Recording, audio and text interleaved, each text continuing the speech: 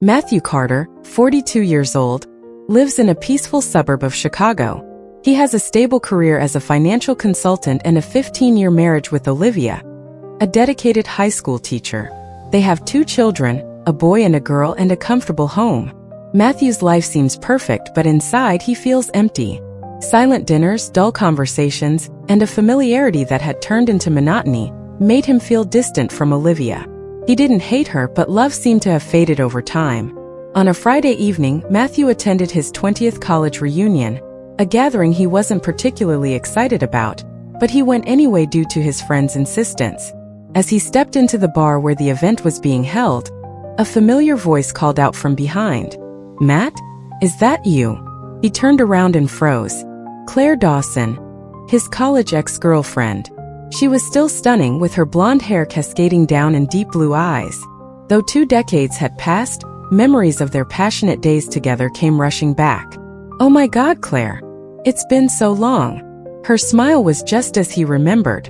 And in that moment Matthew realized, some flames thought to be long extinguished only need a spark to reignite. Matthew and Claire spent the entire evening together, the cocktails making them forget about time. They reminisced about old memories, from long walks through Chicago and spontaneous road trips to the reasons they had broken up. "You know, if things had been different back then, maybe we would have had a different life," Claire said, a hint of regret in her eyes. Matthew chuckled, but his heart pounded. That wasn't just a passing remark, it felt like an invitation. When the party ended, Claire walked with Matthew to the parking lot. The night was quiet, with only the dim glow of streetlights and the silence between them. "Do you want to go somewhere?" Claire asked, her voice light but filled with unspoken meaning. Matthew knew he shouldn't. Olivia was at home, their children were asleep, but something inside him urged him forward. A part of him wanted to see if that old spark was still there. After a few moments of hesitation, he exhaled. "Just for a little while." Matthew drove, Claire in the passenger seat, her bare legs crossed, the neckline of her dress slipping slightly off her shoulder under the soft glow of the streetlights. The air inside the car was thick, charged with an unspoken tension that both of them felt. When the car stopped in front of a small hotel outside the city, neither of them spoke. Matthew turned off the engine and looked at Claire. A moment of hesitation. Then she leaned in, her fingers brushing against his wrist. "Do we really want this?" Claire whispered, but her voice carried no doubt. Matthew swallowed hard. He could stop now, but he knew he wouldn't. They stepped inside the hotel room. As soon as the door closed, Claire pressed herself against Matthew, her lips finding his with a hunger he hadn't felt in years. It was an explosion. The desire that had been suppressed for 2 decades erupted into a wildfire. Matthew's hands gripped her waist, pulling her closer. He felt her rapid breath, her skin burning under his fingertips. Her dress slipped down, pooling onto the floor.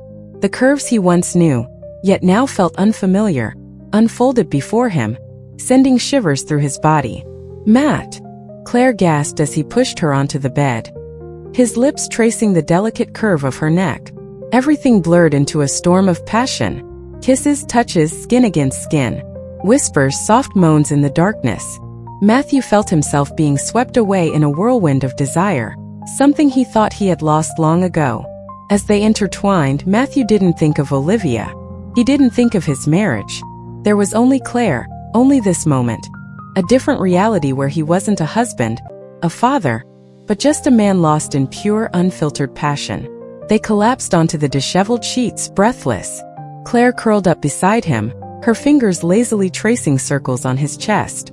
"I used to think about you," she murmured, her voice like a confession. Matthew didn't respond. He just lay there, feeling her warmth, listening to his own heartbeat gradually slow. Then reality started creeping in like a cold tide washing over him. He had just betrayed Olivia.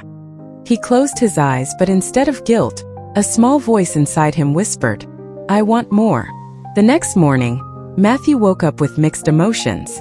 Claire lay beside him, her bare back exposed, hair tousled.